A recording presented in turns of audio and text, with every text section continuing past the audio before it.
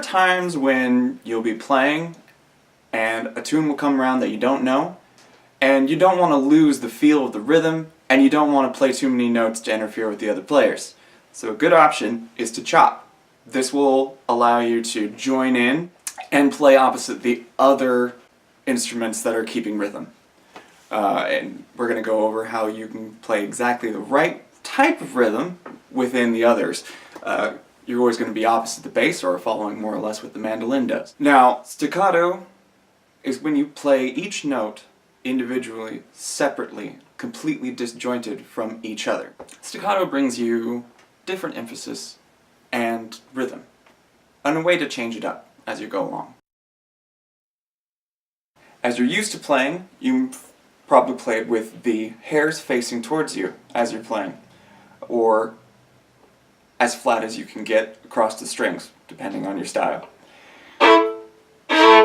You're going to do the third option, which is to turn the hairs far away from you, keeping the stick close to your face. Now you want to make sure that you're hitting roughly about as long as your thumb, and you don't want to go above that point. If you do, you'll lose a lot of that sound, and you'll get less crunch and more melody. Now don't go too far down, otherwise you're going to hit that metal cap. You want to avoid that on your strings. The target zone of what you're going to hit is actually on the fingerboard, not in the empty space between. You don't get as good sound. For the real crunch and less melody, you want to make sure you're hitting right over that fingerboard.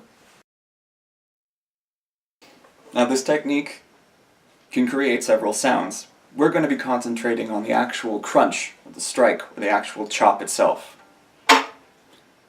That sound, while it may not sound very melodic, gives just a little bit of tone while maintaining that rhythm only. And if you leave your bow on the string, it cuts out all the other sound. Again, only the strike is heard. And effectively, you've just turned yourself into a percussion instrument. There is something we won't be covering so much here, perhaps in a later video, where as you lift your bow, there's a tone. You can use this in a way that adds more depth to your playing and your backup. The emphasis you're going to have is going to be on the upbeat. If you follow along with the bass, you'll mostly just make the bass sound worse, and in so doing, sound unprofessional yourself. You want to emphasize the empty space that the bass leaves, so opposing that beat. You're going to hear the bum, you're going to be the ch, bum, ch, bum, ch, bum, ch.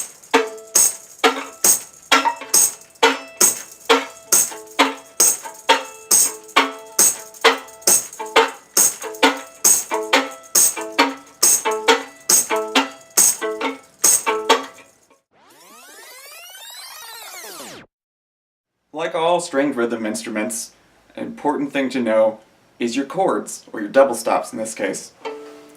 You're going to be playing those mostly on an open string is what I'll be showing you, and where it's more difficult I'll show you the simplest way to make a chord. So a double stop is when you play two strings at once. Now you can do this while you're using your fingers or on open strings. The violin, very luckily, is tuned in a way so that if you ever play two open strings, the first of those two open strings is the chord you're playing. G, D, A. We can't really get E, but there you go. This will definitely sound a lot shorter if you're using your fingers because it will cut the sound. So on and so forth. Alright, now I'm going to do the open D string chop. That's a D and an A. 1, 2, 3, 4.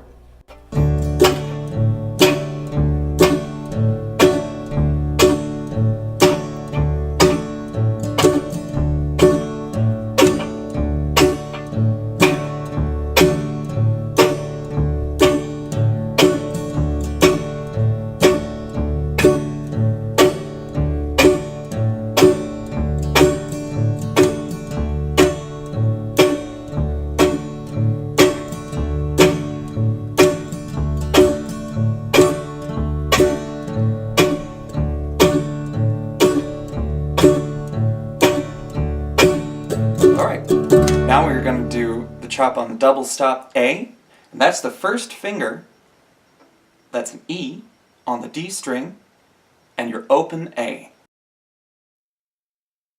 1, 2, 3, 4.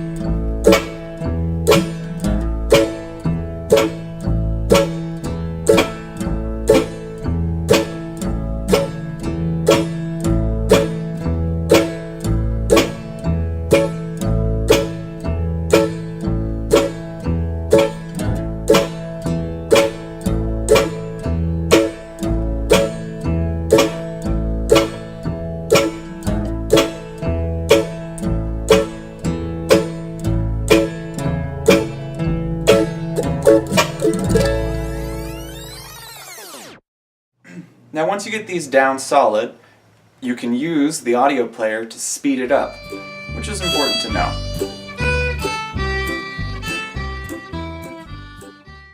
We're now going to do a C double stop. I really like the G third finger C and the first finger E on the D. We're now going to do the double stop G.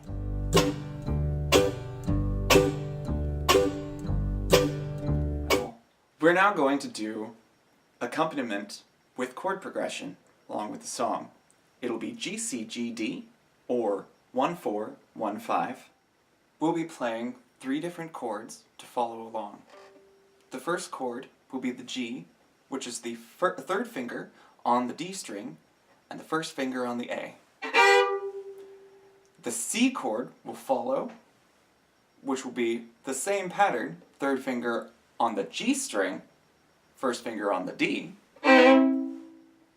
We'll go back to G, and we'll end with a D, which in this case we'll put the first finger on the G string and an open D. 1, 2, 3, 4.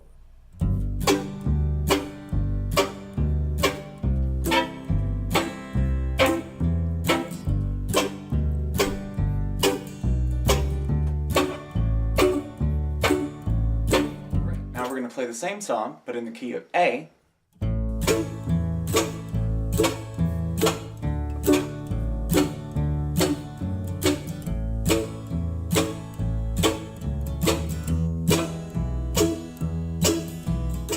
Alright, now that striking motion can be doubled up, sometimes even tripled if you're feeling really confident with yourself.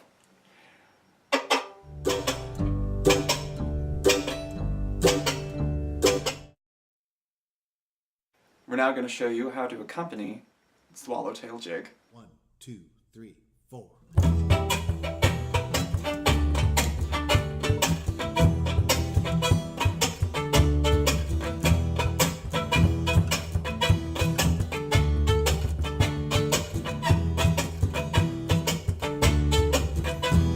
Now we're going to show you how to do the classic waltz Paradise by John Prine.